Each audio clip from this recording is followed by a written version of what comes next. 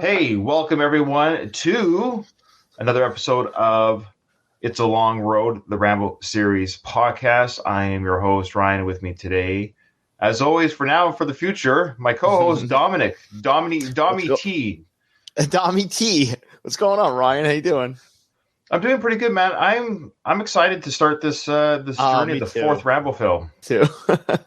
We've been talking about it. We've been hinting at it. We knew it was coming since it's the fourth season and it's the fourth film in the franchise. I love your background there. You've got HCH Rambo behind you. I had to have him lurking in the shadows, just staring at us. He's scary, man. He's very scary. With his hair in this movie. We'll talk about it, I'm sure. Oh, well, yeah. This is going to be a great discussion, a great journey into the fourth Rambo film. Now, for the record, people are seeing the title of the episode. The title of the episode is John Rambo. Right. And people are like, well, Ryan, you can't call it John Rambo. It's called Rambo. And they're absolutely right. However, we are going to be reviewing or commenting on the extended cut version, not the theatrical cut that we saw in North America. We are going to be commenting on the extended cut version of Rambo, and it is actually called John Rambo. So it's the fourth Rambo film, and we're going to be talking about John Rambo. Okay. So we'd like to welcome everyone that's joined us live. Again, if you want to see us live, whenever we go live on our show, join my socials. I plug all the socials where you can find me: Twitter, Facebook, Discord. On those socials, I will then post when we go live and the link so you can join us live. What does that mean for you? That means you can comment and chat, and then we'll speak to your live chat during that recording. If you miss it, doesn't matter, because this episode will go on YouTube and will go on, of course, your audio, whatever, as per. I think the majority of our listeners actually do listen to the podcast. We have a good chunk of people that watch the show on YouTube. I think you get a better bang for your buck to some degree because you're watching the film with us and right. You get to see what we're. But if you're a Rambo fan, you already know all the scenes, then you can see it in your head. I do it the same with the Rocky podcast. A lot of people just listen to the audio version because they know the movie so well. They see the scenes in their head regardless. Burnt into their minds. Absolutely. Obviously, we're going to do some discussions here before we just crack open the film. We got a lot of correspondence. Some things I'm a little bit behind on, so I do apologize to those people. We got a correspondence here from Louis Bravo. He goes, "Hello, guys. My name is Louis Bravo, and I was wondering if you'd be doing a show on the Rambo cartoon on your podcast." Yes. Yeah. And he goes, "If you have, my apologies." So I guess Louis hasn't heard every episode because he would know that we haven't yet, which is fine. He might be a new listener, so thanks for joining us, Louis. He says, "Great show." Thanks, Louis. So what's your thoughts on the Rambo cartoon? Have you ever seen an episode? I actually have never watched it. I knew it existed, and I've seen clips of it and stuff. It was a little bit before my time. What year was that? What year were you born again? I was born in 88. Yeah, I think the cartoon was out around then. I think it was after the third Rambo film. It's called like Freedom Force or something. It was basically Rambo was hired by Troutman, and they had and it's just funny because in the cartoon, to Rambo, or the creators of the Rambo cartoons credit, they did a lot of diverse characters. Okay. But the names of the characters were kind of little racist. Well, yeah, like a little on the nose. The Native American character was called like Big Chief or something. Like it's just yeah. I forget the exact names, but anyways, yeah, a little bit on the nose. But to the creators' credit, they had a diverse cast of characters: that Black, Native American, Asian. They had the whole gambit, and of course geriatric with Troutman and what have you. I love that time period when they'd make cartoons based off something like Rambo and turn it into a kid's show. It's amazing. It's insane that they did, because there's no killing in these cartoons. It was basically Rambo and his group of friends, kind of like what we're going to see with the fourth Rambo film, John Rambo. They were helping this island or something not be taken over by some terrorist groups. It's interesting. Oh, okay. So they were kind of like the G.I. Joe, and this terrorist group was the Cobra group. Yeah, maybe Stallone took influence from the Rambo cartoon on Rambo 4 on John Rambo.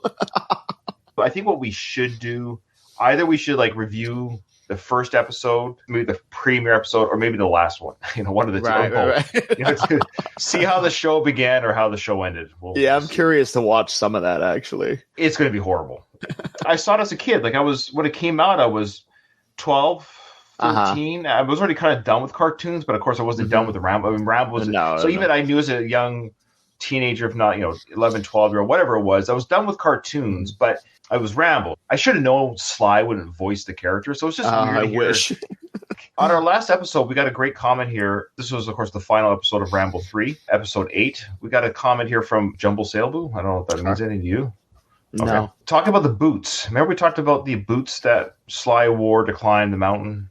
Oh, right. We also talked about the lifts in his boots. Yeah, the lifts, exactly. So he says, the boots were made by the late Pasquale di Fabrizio. Okay. Ooh. This guy, Jumble, he says that he has a pair of the boots.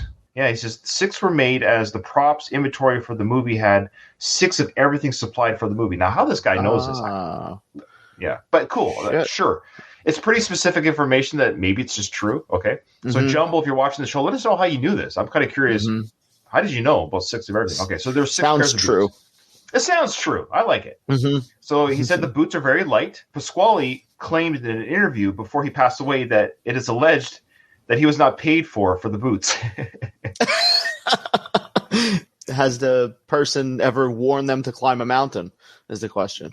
That's a great question. Maybe Pasquale wore them. That's how he died. Maybe he wore them on a mountain climb. Jumble said that I think due to the Adidas logo on them, Adidas partly sponsored them. Oh, that makes sense. But he goes on to say, I might be reading too much into it. But the scene with the glow stick was a point of irony, as previously in the movie, they were talking about the booby-trapped dolls and toys that the Russians left laying around, hoping that the Afghan freedom fighters would pick them up for the children. So there you go. So they were tricked. By the blue light. And then they see this.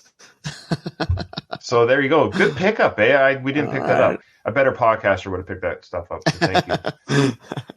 And he goes on to say that Randy Rainey, who played the big Russian Kurov, was also Mad Dog Madison and Over the Top. Oh, wow. The Tiger Claw move was also used to Deputy Sergeant Art Galt in First Blood. Yeah. Remember when he grabbed Galt's face in the breakout scene? He goes on to say here, I love how the F1 grenade had a piece of wood holding the pin to the grenade, which in real life wouldn't be so. That was Harold Diamond standing in for Sly doing the roundhouse kick. Remember he caught the stunt double on the horse? Yes. So I guess Harold Diamond, it wasn't Sly. He says here, if you look hard enough, you see the body isn't ripped like Sly was, and he hides his face on that scene. We didn't catch that. We did catch the horse one. We did catch the horse. Yes, we did. We did. That was a good one. And he agrees that them jumping down the rope and not just falling to their death, jumping down that rope into the cave. So he goes, so funny regarding the rock and the rope, the sheer weight of the momentum of the body drop. There's no way the rock would have only just moved slightly. He goes on to say that most of the movie was shot in Israel, but the final scene was shot in Arizona. But he says at the end here, great podcast. By the way, so after all that information, you want to let us know that we have a great podcast. Thank you, man. Thank you. Carlo O said, after all these years, I never realized how incompetent Troutman was. We were able to expose that. It's all coming together now. Dan from the Retrospectors podcast, he says, I agree. It would have helped if they took out all the jokes. It was a bit much. Maybe just keep the light turns blue joke in there, since at least Rambo wasn't even trying to make a joke. It's just funny because of the deadpan delivery. Right. Good point, because he just goes, turns blue. We talked about this. If Sly goes back in time and actually makes a cut that's a little bit more serious. It's possible. Maybe after the Rockies. So that's our YouTube comments, our email. And we did get a Facebook on our Facebook group when the episode got posted. I think it's worth discussing. This is from Carl. He said that there's a deleted alternate ending where he gets out of the Jeep and stays with the Afghans. Really? So that's what Carl said. I think it's the same Carl O on our YouTube page. Yeah, Carl said that on our Facebook page. What do you think of that ending? That would have been interesting. It wouldn't have really affected when they did Rambo 4 eventually, because they could have just put him in Burma. Sure, he helps the Afghanis to a certain point and then just goes to Thailand anyways. Yeah, okay. Right. Well, I wonder if that was filmed. Speaking of which, alternate films and lost scenes. Well, we'll talk about this. Remind me to talk to you about Colonel Troutman, okay? When we start talking about I definitely will. Chris Grant, one of our most faithful listeners, he said he enjoyed our episode. He remembers standing in the huge lobby when he saw Rambo 3, and there was a big poster of Rambo, and opposite of that was the Running Man poster. Nice. So he said it just brings back good memories. So we just want to thank everyone who joins us, of course, after the shows go live and after they go on our podcast and YouTube with their comments, and Dom and I do appreciate that. All right, so that's a bit of the kitchen. What do you call it? Kitchen items. What do you call that? House cleaning. What do they call it? Kitchen clean. No, what do they call it? How do they call it the show? How do they call it the show? All right, you ready to start? Well done. Well done. That's good. Thank you. All right. So you ready to start talking about John Rambo? So again, join us. We're going to be I was about to say reacting. I guess reacting. I don't think I've ever seen the John Rambo cut. Have you? I haven't. It's funny because when you brought it up with me, I recently got upgraded the film on 4K, and it was the first copy I had that included that extended cut. So I was actually excited to watch this version. Okay. I think this is my first time seeing John Rambo, and I will say, how many times have you seen the fourth Rambo film? It's got to be at least five times, 6 times. Yeah, I'm the same, and I think it's partly, and I'm the same with even the Rocky and Creed films. The later the films, like Rocky Balboa, the 6th Rocky film, then the Creed films, I've seen less and less, not because I don't like it. This is one, because they came out later, right? So and I don't have the time to do the rewatch like I did when I was a teenager. When I was a teenager... Right. That was the best. Yeah, no internet. I had no internet. Right. That was our internet, was just to watch movies over and over again and analyze. And so I watched the first 3 Rambo films multiple times. But I think the 4th Rambo film, John Rambo, I've maybe seen it no more than 5 times. Right. It seems about right. Can you believe it's already been 15 years since it came out? Crazy. So even Rocky Balboa is like 16, 17 years old. Yeah, Rocky Balboa came out in 2006, so that's 17 years old. Oh, crazy. What the heck, man? Like, the 4th Rambo film, I remember seeing, I was actually, I'm in the Navy, and I was in a port. I think it was like an American port that I was in. Okay. I saw it with a shipmate, and we saw the film together. And your first reactions to it? Yeah, my first reaction to the film was too short. Now, I did notice this John Rambo cut is just over like an hour and 35 minutes. So there's extra footage on it. Because I think the original Rambo 4 cut was like 80 minutes. Right. It's a little shorter, the theatrical, right? The theatrical cut was like almost 15 minutes shorter than this John Rambo cut. The reason why I asked is how many times you watch it. I'll admit there will be scenes where I'm not going to be sure if that's a scene that I haven't seen before or if I just forgot. That's what I was thinking too. Yeah. Even with the opening, I was wondering if there was anything different about the opening. Maybe during our watching the John Rambo, if something jumps out to you, we're like, I'm pretty certain I haven't seen that. I suspect it'll be maybe fleshed out dialogue or some fleshed out stories. My initial feeling of the first film was, and I've said it 100 times, but now that we're actually here on the film, I will say the ending is, spoiler alert. Can you imagine somebody listening to this who's never watched the movie? Except for the part, of course, when he's walking the driveway home, that's a great little like send off. It's probably a very good ending to the Rambo. It should have been the ending of Rambo Last Blood, but when he made the 4th Rambo film, I don't think he knew it'd be the last one. I'm not sure. However, I will say that's what brings him to America, so it does tie into Rambo Last Blood. But the point is, him walking to his home, pretty cool. That's a solid end. Yeah, I'm talking about that last 2 minutes. That's fine. I'm talking about the sequence from after the high octane 50 cal sequence to that ending is not very good. The weakest part of the film is that part. It whimpers. We just saw Rambo 3, of course. We did a complete rewatch. I think we did a great job doing Rambo 3, by the way. Yes, sir. But what I loved about Rambo 3 is that last action. It was just went action right to the ending. Explosives, yeah. And even all the Rambo films kind of had that. The first Rambo film, First Blood, had that. The showdown in the town. Of course, I went over to get some beers. I came back. I want to show my car. I can't find my leg. Can't find your leg. Man, that's the best ending. I love it. Anyways, okay. That's my initial response. Now, I've seen the movie, of course, a few times since then over the years. I think I'm less, because the shock is gone, I'm less affected by that. Interested to see what this John Rambo cut is like. So anyone that's listening to the show, send us an email. Let us know your thoughts if you want, without spoiling any details or scenes that you liked that were added. But let us know if the John Rambo cut helped you like the film more. I'm thinking it will. That's my guess. That's my prediction. I think so. When I went to go see this movie, it was the first Rambo film I saw in theaters. I was more excited when I was watching it. I went with my father. I went with my brother. And then over the years, as I watched it again, there's something about it that is a little goofy to me from time to time. I don't know if it's the way Stallone looks in the film. I've commented on this in the past. I don't know. This is HGH Stallone. This is when his face got big, his hair got big, his lips got big. I remember, I think it was while they were filming this movie. Is this when he got caught with like steroids? Yeah, I think it was somewhere, around this time. right? It was HGH. Right. People that I would say insult, the people that kind of chuck shade, throw shade at Sly for using HGH, it's usually people that are schlubs. You know, they're like slobbering from their mouth and eating bonbons and chips in their chair. Like, okay, you don't just take HGH and just like... Right, you don't sit on the couch and shoot it up in your head or anything like that. So I'm not defending steroid use in the sense I'm not defending it. I'm just saying it doesn't do anything to your body unless you exercise. My understanding is it just fast forwards the process and gives you shapes and sizes that you wouldn't naturally get. Is that not how it works? Or I suppose, yeah, I haven't. I don't have bulging veins in my head. So no, I don't work. Despite what I look like, I know I don't work out. This is all natural. This is all natural. I will say this, though. When you saw Rambo, because I'll admit it, when I saw Rambo 4, the traditional Rambo fan of me wanted the shirt to come off. Did you have that feeling, too, that the shirt never came off? Apparently, it was on because of the tattoo work or something like that. Okay, that makes sense. Isn't it weird that Sly did this late tattoo? Isn't that weird to you? Like, but did he have them in real life in Rocky Balboa? No. So he did it right after Rocky Balboa. Yes, I think it was that late. I think it was after Balboa was filmed. I don't think his body was covered up with makeup in Balboa. Well, I'm 90% sure. I did read that he did it because the way his like veins looked or something. He admitted that. Yes. He didn't like. Yeah. It's weird. Yeah. It's funny.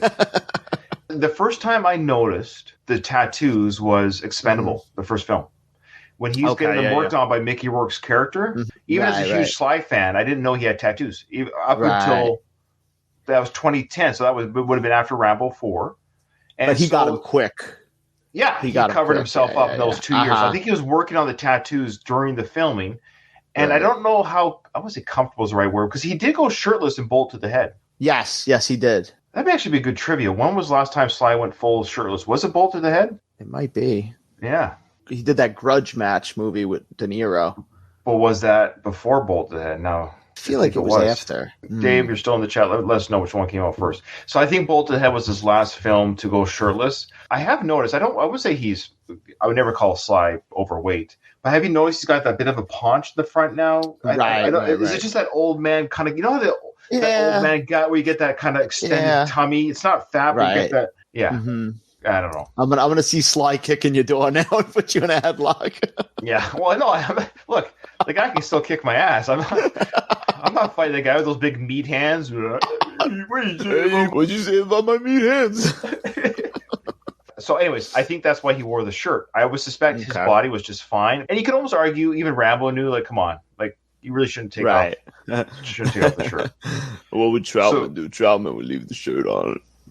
So Bolt to the Head was 2012. So when was Grudge Match? Oh, Grudge Match was 2013. There you go. Oh, thanks, David. It was that close. I didn't realize they were that close together. Okay. So Grudge Match, they would have had a makeup cover his tattoos, obviously. Right. Yeah. Okay. Interesting. Okay. Well, let's get into some of the deets, as they say, as they say in the business. We all know, Dom, that Rambo movies are action-packed and they're thrilling, but did you know that Stallone had a deeper purpose in mind for Rambo 4? He didn't want the movie just to be another cash grab.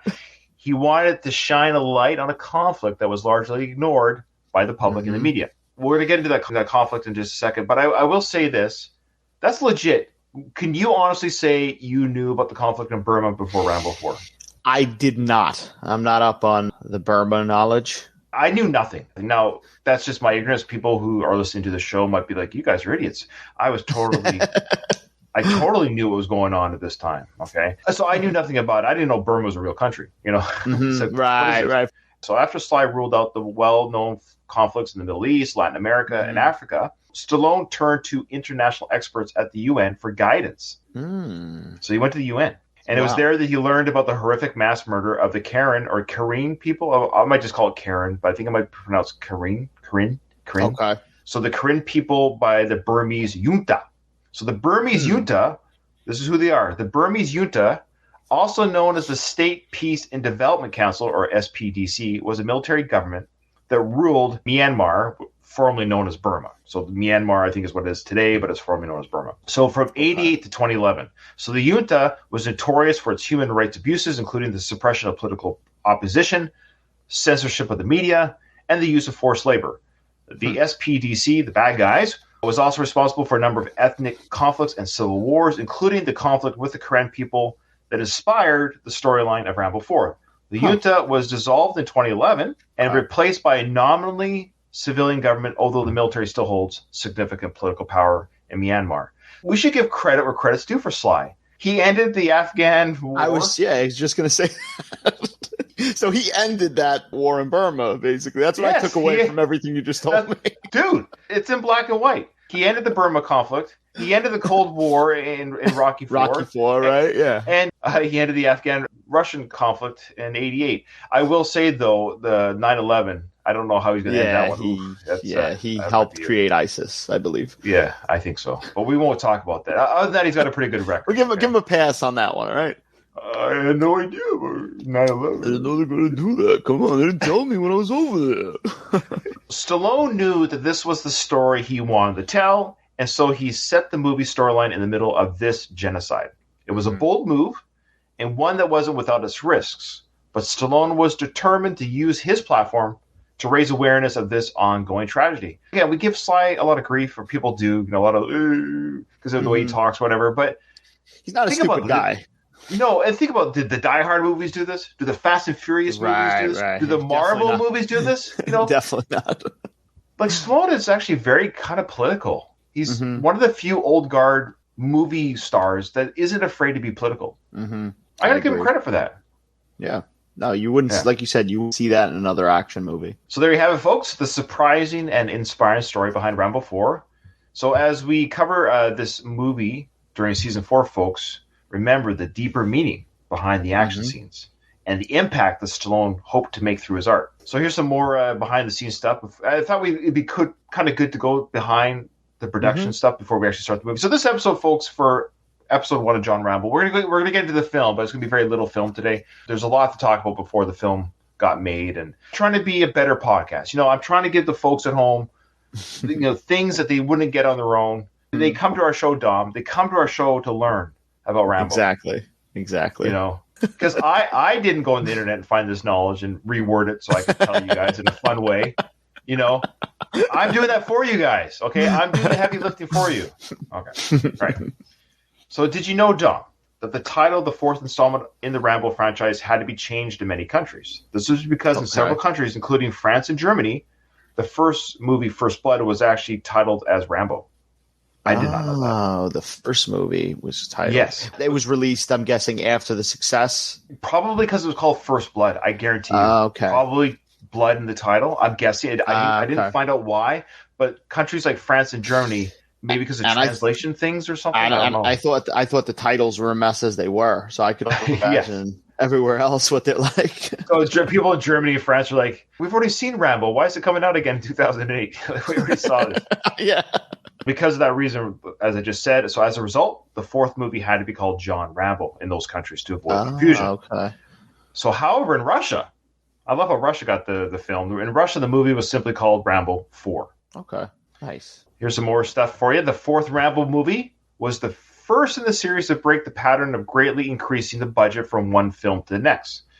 While the predecessor, Rambo 3, had a budget of $63 million, had a budget of $63 million. Rambo 4 had a budget of $50 million. Okay. I have a theory why. Why do you think that is? What's your theory? I think at this time, this was kind of like, this was right after Rocky Balboa. This is kind of like a little comeback for Stallone.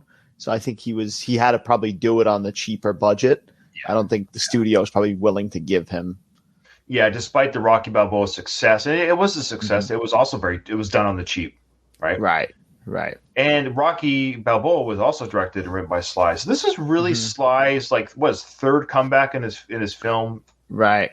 Life. He had to invent himself at the beginning of his career. Now he had to reinvent himself again in his twilight of his career, which I think is amazing that he does. I remember that time. I'm sure you do.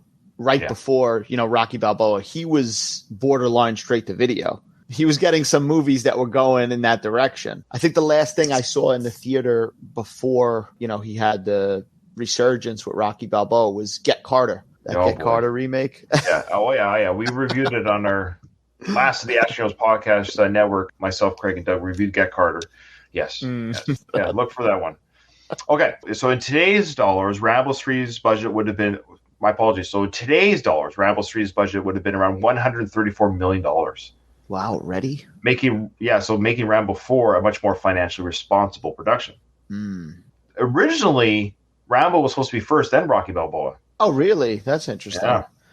But MGM wanted Rocky to be made first, so Stallone had to put Rambo on hold. So Rambo was actually greenlit before Rocky. I'm surprised he wanted to do that first. No, the studio did. Oh, you mean No, I'm saying like I'm surprised he wanted to do Rambo first. Good point, because he would have been even older in Rocky. Balboa. Yeah. Interesting. Maybe because he did less Rambos at that point. You know, maybe he's like, get the Rambo out first, you know? Yeah, I think it worked out better. I think the studio's right in this sense. Of course, we know that Stallone directed the film, but did you know there's other directors that were considered for the job? Yeah. Anybody know? Oh, yeah. Ready for this? I'm ready. So the decision was given to Sly, again, probably for cost. I guarantee you they're kind of like, or Sly was probably to this, I'll do it for cheaper if you just let me. Right. They're probably paid him whatever. Here's $10 million to be director, writer, maybe star. Perhaps they even gave him a bigger budget to use for the movie if he was going to direct it, rather than paying, like you said. Here's some of the other directors. Among them were Luc Besson. What he direct? He directed The Professional and La Femme. Oh, okay. Leon the Professional. Okay, all right. Yeah. You might have heard of this guy. You ever heard of this guy? Richard Donner. Oh, wow. Richard Donner, that would have been. Yeah, he would have been up in age by then, too. He's passed away since. Yeah. Of course, he did the Lethal Weapon franchise and the Goonies. Yes. Check out this director who almost directed somebody who's directed Sly before. James Mangold. Oh, for Copland, right? Yeah. And he also directed, of course, Logan and Ford versus Ferrari. Right. James Mangold. Yeah, that's right. He's doing the new indie film. So yes. Stallone decided himself to take the role of director. We talked about David Morrell in our first 3 seasons. Of course, David Morrell, the author and creator of the Rambo character. He did not do a novelization of this film. He did one for the first 3 films, but he did not create a novelization for this film. The screenplay for the film was written by Stallone and a guy named Art Monter. I can't say his name. These Italian names, I swear. Damn Italians. Yeah, I know. Montestelli. Sounds about right. Montestelli. But Morrell was involved in the early stages of the film's development, but ultimately did not write a novelization for it. Okay. If you wanted to know more about that, folks, here's a tease. Check out my very first episode of this podcast where I interviewed David Morrell. But I interviewed David Morrell, the author and creator of Rambo, and he gets into that. Because he talked about how he had a story for the 4th and 5th film that he has in his pocket, but he's not allowed to say. He's not allowed to say. Yeah, I try to get it out of him, but he almost hung up the phone on me. But So Art Montestelli, he's also a screenwriter who's worked on films such as The Hunted in 2003, Copycat in 1995, and Missing in Action 2, The Beginning. So, Chuck Norris, right? Is that Chuck Norris? Yeah, Chuck Norris was Missing in Action. Yeah, Missing in Action is the Wish.com version of the Rambo series. I want to hear some of the different premises that the Rambo film almost was. Yes, I do. All right, you'll like this. So during its long development process, the movie went through a number of story premises, and one of these unproduced scripts featured Rambo living a quiet life with his wife and child. But the Terminator film took that idea. Which one was it? When he's living with that woman and kid? Oh, yeah. Not Genesis. It's been rebooted 3,000 times. Yeah. What the hell was that last Dark one Fate. called? It was Dark Fate. Dark Fate, yeah. Yes. So those guys stole that idea. Here's the storyline. Check this movie out. Okay, so Rambo's living a quiet life with his wife and child until some white supremacists kidnap his family. I don't like Rambo to family. It just doesn't feel right. It just doesn't feel right, him being a father. Give me Rambo singing "Rock-a-bye Baby" to his kid. Yeah, rock-a-bye baby on the treetop. If you don't go to sleep, I'll smother you with the pillow. Rambo, that's terrible. Stop. I gotta teach the kid to be a fighter like his dad. Oh, man. He would just, like, in the middle of a song, he would just go into one of his, like, he'd have, like, a vision of the war and snap and start screaming. I don't think he's trustworthy. He throws his baby in a fire like you saw in the Vietnam conflict. His babies in fires. All right. We have a dark humor there, folks. I apologize. Okay, so another script idea had Rambo working as a diplomat at the UN and trying to stop a hostage situation when terrorists, including his adopted son, take hold of the UN headquarters in New York City. Doesn't fit, I don't think, the Rambo. They were really wanting him to have a kid, eh? And they kind of hinted at that a little bit with Rambo 5, but yeah. Yes, that's true. There was a story, I think this was after Rambo 4, but I remember, yet again, being with movie news and reading up on it. I remember at one point there was like a story leak that they were developing that he was maybe going to like be in a movie with like fighting a monster or something. Do you remember this? This wasn't a fever dream I had, right? This is a real thing. Sly bought the rights to a book years ago because I actually read the book. I think it was like early 2000s, late 90s. Okay. He bought a book called The Hunter. It was supposed to be a Rambo film. Of all these storylines, that was the one that got the closest to happening. It's called The Hunter. He owns the rights to the book. It's almost like Rambo meets Predator. Right. And I remember reading that article and I was like partly scared, but I was almost with it. I was like, all right, just do it. Had he done these films younger and maybe had 6 Rambo films, I think you could get away with a Predator-like creature that he would have to fight. I mean, it doesn't have to be alien per se, but something not of this world. Like, where the F did this thing come from? I don't know if that would have been good for the series to take that jump. Ted Kotcheff. Know the name Ted Kotcheff? Sounds familiar. Well, he directed the First Blood. He directed First Blood. Okay. There we go. Somebody on Facebook said, yes, the Hunter storyline, the creature storyline would have been terrible. Yeah, would have been awkward. They made the right choice. Because I picture like going back and watching like Rambo 3 and then knowing that it leads to him fighting the Predator. I read the book like 20 odd years ago, and I remember loving the book. And I read it's probably a cool story, yeah. It was a great story. Even when I read the book, it wasn't talked about being a Rambo film necessarily then. I think I just read it as a standalone movie that I think he got very close to doing it, but never happened. Just the story in general. But I think it would have always been compared to Predator. So maybe best he did do that. It would have been Sly's Predator, right? So anyways, Ted Kotcheff, believe it or not, he acted as a technical consultant on this film. Technical consultant on a film is someone who provides specialized knowledge and advice to ensure accuracy in areas such as technology, science, medicine, law enforcement, military operations, or any other field relative to the film's subject matter. Maybe Sly wanted him to direct it, and at that point he didn't want to direct or something like that. So he maybe brought him kind on. of like semi-assisted Sly as a director. Yeah, I could see that. Yeah. They help filmmakers create a more realistic and authentic depictions of the subject matter and can also offer creative ideas and solutions to enhance the story. Technical consultants may be experts in their field or have personal experience with the subject matter being portrayed in the film. There you go, that last part there. Let's start watching this film. I remember seeing this in the theater saying, wow, this is fun. Oh, God. Here we go. Yeah. Grab your popcorn, folks. Get ready for the feel-good movie of the summer. The actions of the hardline military regime are the cause of increasing international concern. The regime crushes all dissent. Ethnic groups are being oppressed in the east of the country, and foreign journalists are rarely... Tonight that some form of chemical weapon has been used in Burma by military rulers. Has led to the national uprising. Thousands took to the streets and thousands were killed. Many peaceful protesting monks have been killed, some burned alive and others drowned. Foreign journalists have been shot and killed. Thousands of villages have been destroyed. Rape and torture are a daily occurrence. In Burma, there are more landmines than anywhere in the world. Young men are beaten and forced into the army, many as young as 12 years old. Beheadings and mutilations are commonplace. The Karen people, comprised mostly of poor Christian farmers, had been singled out for extermination. The ruling military government wants the abundant natural resources on Karen land. The bloody Burmese military campaign against the Karen people has been going on for almost 60 years. The longest-running civil war in the world. This is basically Stallone telling you, like, there's not going to be any Rambo 3 jokes in this.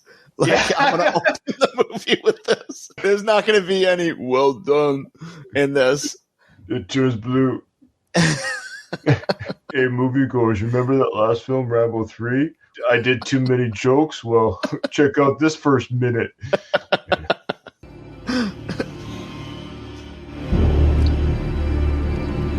The new composer for this film is Brian Tyler. I'm going to reach out to him. It's a long shot. This guy's a big deal now, okay?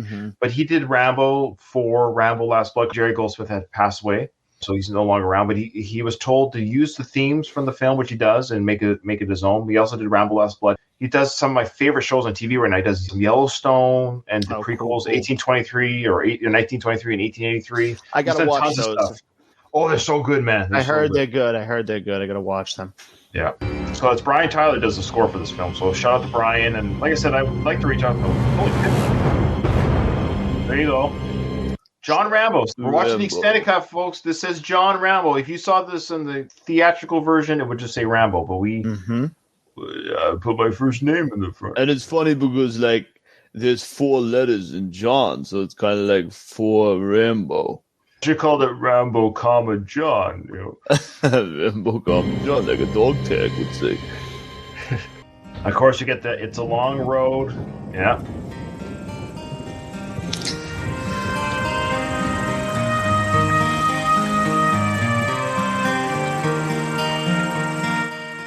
But we did have that very brutal kind of opening, but we get this peaceful music as Rambo does something psychotic.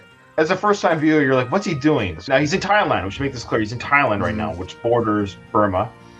And he's hunting for snakes. So when I first saw this, I was like, why is he... I thought he was getting snakes out of his garden.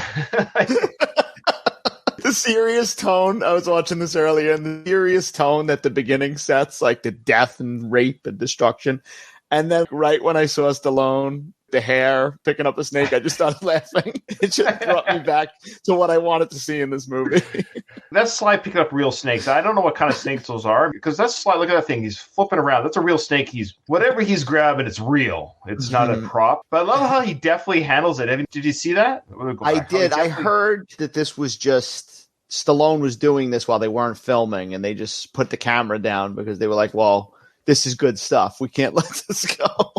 So he's catching snakes. Now think about this guy. For a second here, think about what's going on here. Now, of course, we should say it's beautiful, it's pretty, it's peaceful. The music's still playing. He's got these 2 cohorts with him. What do you call people from Thailand? Is it Thailanders? I'm not even going to take a swing at that. Yeah, Thailanders sounds that. Thailanders, that's right. New York Thailanders. They're a good hockey team, I heard. I love them. So they got these snakes in a bag. They go back on Rambo's ferry boat. This sequence is hilarious. So the guys that caught the snakes, we don't know why they caught the snakes, but they've caught these snakes. Now these 2, they're acting like kids. They're playing games with these poisonous snakes. Poisonous snakes. They're putting them right in each other's faces. And I like the way Rambo watches this for a while before intervening. He's kind of going to see if they're going to kill each other. Okay, come on, guys. Let's put those snakes away. Now he's speaking their native tongue. I just love how smart Rambo is. You put me in Thailand for 10 years, I'll never learn the language. He's like, I've been here for 5 years. Exactly. He speaks Vietnamese. He speaks... again, what is Thailand? Somebody help us out here. Thailand. What are your feelings on Rambo's wardrobe? The kind of baggy pajama-ish pants he's wearing?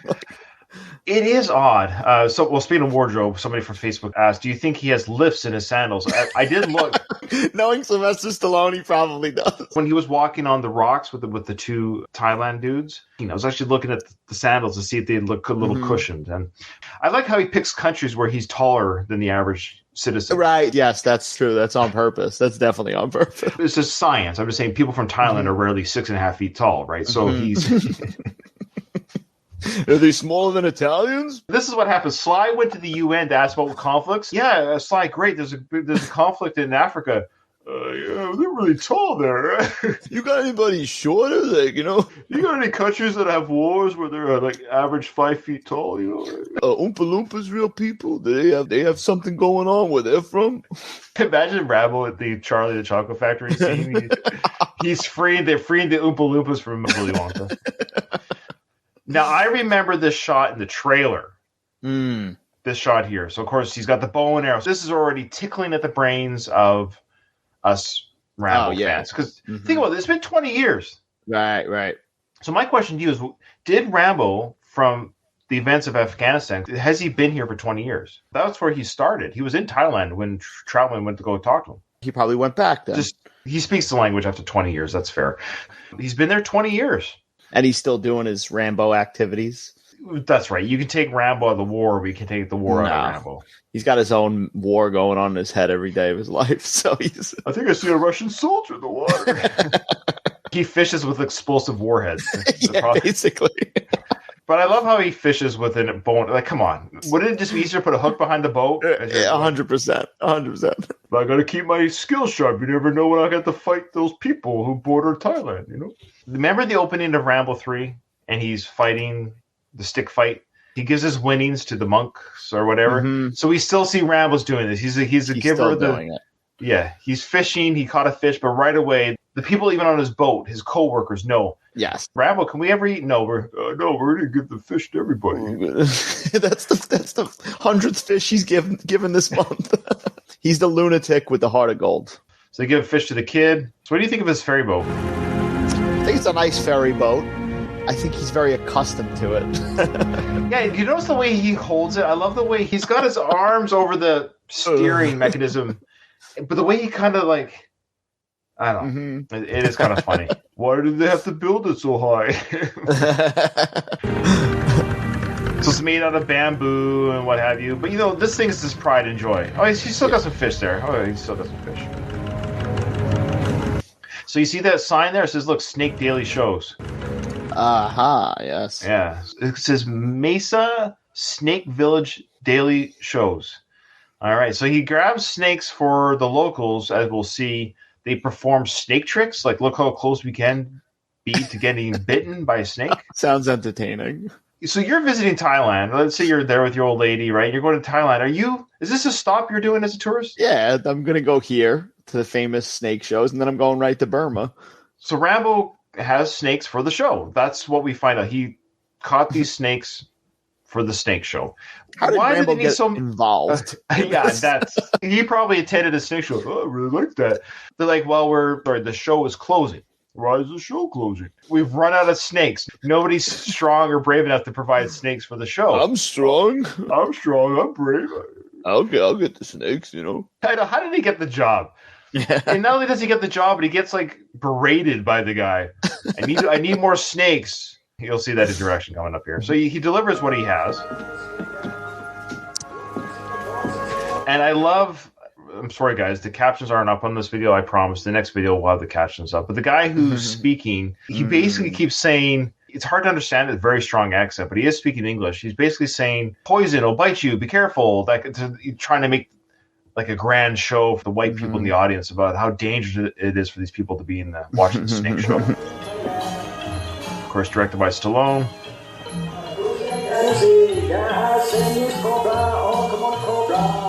King Cobra. King Cobra.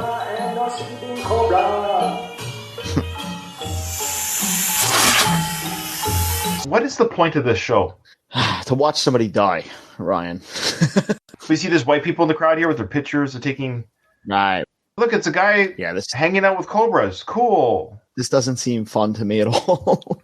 I wouldn't actually want to watch this. I'm not like a PETA type person per se, but just watching animals and humans bug each other. I don't like bull riding for that reason. Like people, right. Spain or whatever, they're running with the bulls. I don't like that. I don't like that kind of interaction with animals. Yeah, I understand that. I mean, I'll eat them. Yeah, well, you don't have to interact with them. I don't want to interact with them. So they got snakes here at the show, and here's the guy. Hey, come here. Because where have you been? Give me the bag, or give him the bag. Like, he's barking at Rambo. Rambo, out of all people.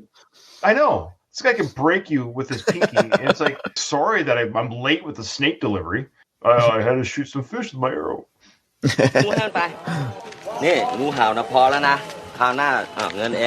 he says, we need another python. See what you can do.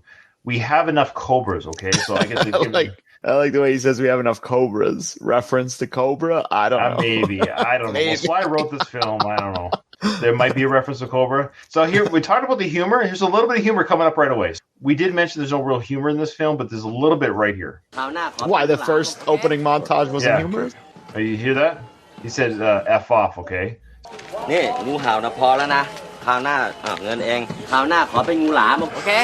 off, okay? That was in the theatrical one? I feel like I didn't remember that line, but I also haven't watched it in a while, so... I haven't watched it in a while either, and I will not... A better podcast... Look, if you have your own Rambo podcast, you could do a side-by-side comparison of the film in your season 4, but we're not going to do that. We're just doing the ultimate cut. So there's a little bit of a chuckle, like that's the bad boy Rambo, you know. Right. So now we're like, okay. Maybe we need a little bit of a chuckle after that scarring imagery. Oh my beheaded. gosh. Yeah. Did we mention there's people that were beheaded? I have mixed feelings on that. Like what you brought up for about, he was going after a real world problem. I get it. But I like my action movies fake, and I like to be disconnected from reality. And I felt like it was a little bit too real. It got too real. You want to see what chemical warfare does to people? Check this out. Right, okay. exactly. Oh, man. I don't want to know this is real. You know what I love watching on my popcorn films? Crying children in war-torn countries. Heads being put in a grave. And then bodies without heads. Bodies without heads. Bodies floating. People from Burma love this film. Do they? Yes. Wow. Yeah. Not the STTDC people. It's a well-loved film. They actually admire and love that Sly did this. So that's why Sly put that at the beginning of the film. And Sly said in an interview, he said that when he heard that, it was the greatest feeling he's ever had making a film. Interesting. Yeah. It did help bring awareness. I think it truly did, because you and I didn't know about the conflict. Now I do. Now we're talking about it now, right? Right. It was a conflict that was real, and Sly stopped the conflict from happening.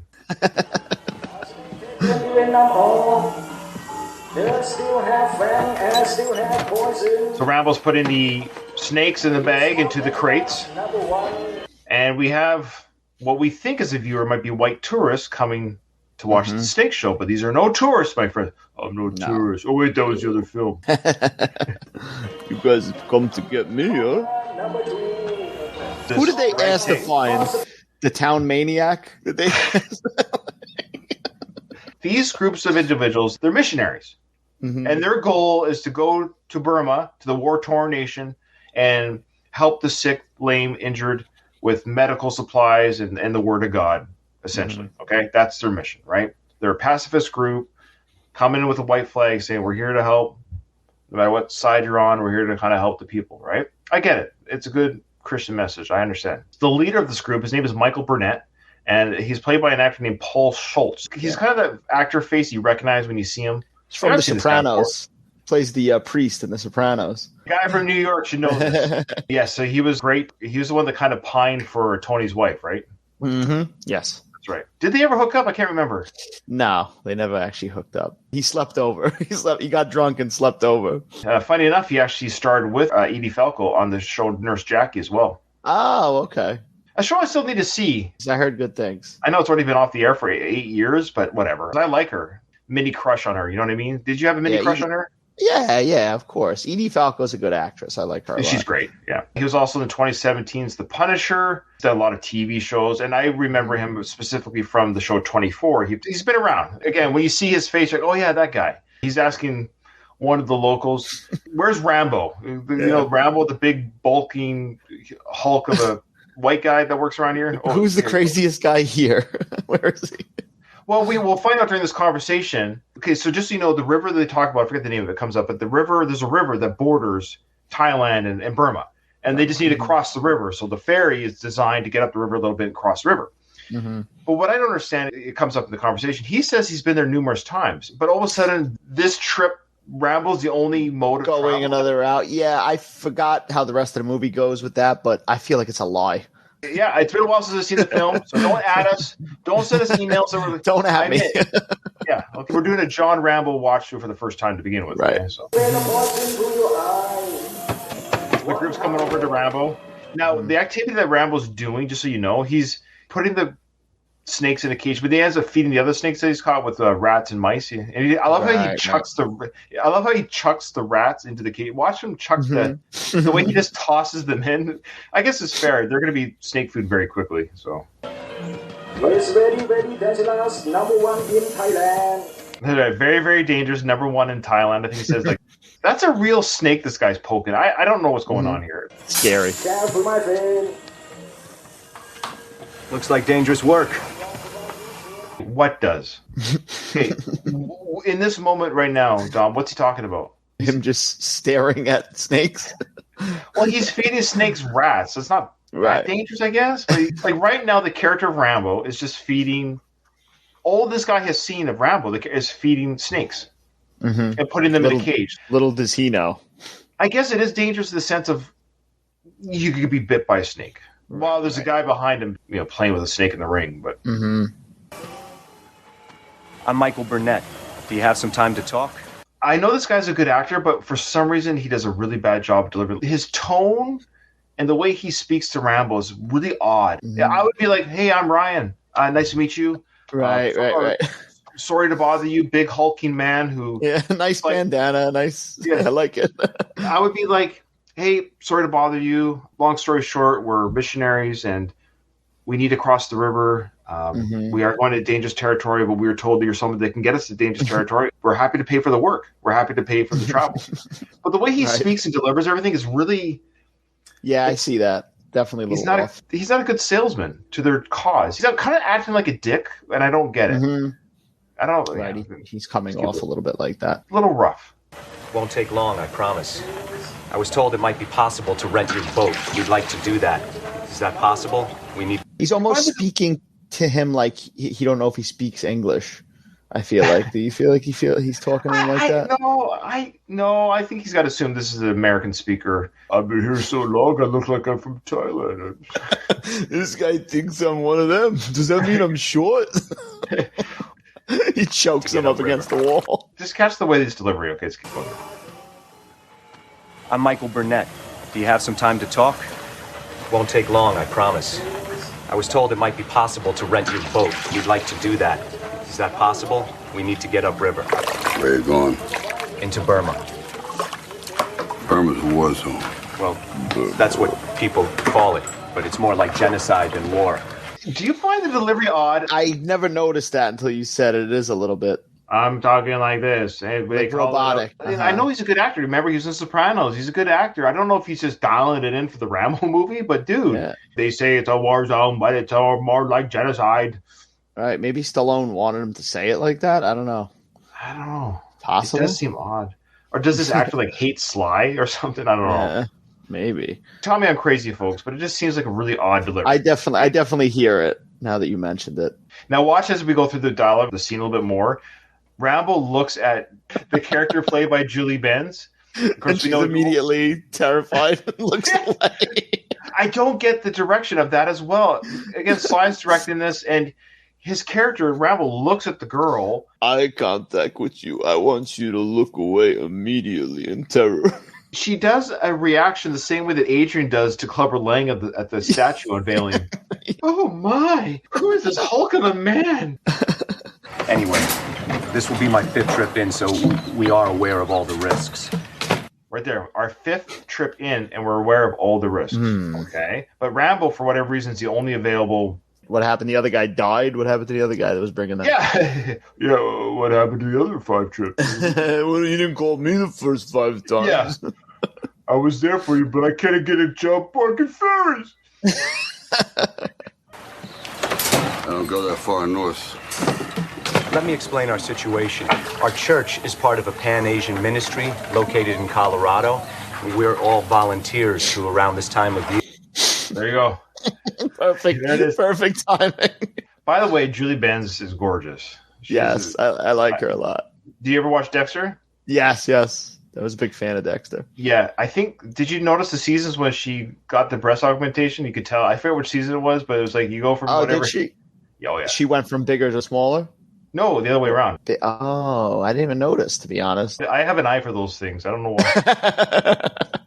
Yeah, she's great in Dexter. Spoiler. Put it this way, she survives a Rambo film. Side note, Sly started with one of the main villains in Dexter, in Cliffhanger, John Lithgow. There you go. Oh, yes. The Trinity Killer. So, that's right. So Julie Benz played with John Lithgow, and so does Sly. There's a little 6 degrees of Sly. Yeah, a little connective tissue there. Rambo looks over at Julie Benz. She apparently is the fiance of Michael. Her name in the film is Sarah Miller. And so her and Michael are, of course, fiancés. She's only a woman. She sees this big hulking of a man who's like grimy, dirty, and dangerous. She can't help but stare a little bit, And she gets caught staring as Rambo looks back at her. And she's like, "Oh, woe was me." Here, bring in medical supplies, medical attention, prayer books, and support for the Karen tribes people. People say you know the river better than anyone. They lied. So what I'm asking Why is he being such a dick about it? He's really coming off like a real dick, this guy. It's odd. It's a bad way to approach John Rambo. Is he trying to be like alpha male, maybe? I don't know. Maybe. Yeah, that could be a vibe. Yeah, that he's coming off like that because he knows that Rambo is like this tough guy, so he wants to give him a little bit of it. That we compensate you for a few hours of your time that will help change people's lives. Okay. Slow down, guys. So he's basically, look, man, I'm going to give you money. It's going to take you 3 hours, and it's going to change people's lives. What's your problem, man? Yeah, why aren't you saying yes? Like, this guy, his delivery sucks. Bringing weapons? Are you bringing in any weapons? Of course not. You're not changing anything. Well, now, Rambo gotten a little bit, I mean, he was never like a big ball of happiness, but I feel like in this movie, he's very pessimistic. He hates the world, I feel like, a little bit. That's actually a good point. He was much more uppity and doing one-liners with the Troutman. Now, yeah. Now, speaking of Troutman, and also speaking to what you're saying, so between the events of Rambo 3 and, of course, the fourth Rambo film, Troutman, the character, and the actor Richard Crenna, who played Troutman, has died. And according to Sly, he has given the death date of Richard Crenna the same death date of Colonel Troutman. When Crenna died, so did Troutman. So within this film, yes, the character of Troutman in these past 20 years has passed away. So you could almost argue his father figures passed away. Talking about father figures is at the end of the film that, spoiler alert, that Rambo goes back to his family's farm to be with his real families. Maybe there's an underlying loss. But you're right, though. Yeah. He is a grumpier Rambo in this one. Yeah, he just feels a little bit like that. And even in First Blood, he's kind of just quiet rather than grumpy until, like, obviously he gets to his later in the movie. Oh, you know what he should have said to this Michael guy? Why are you pushing me?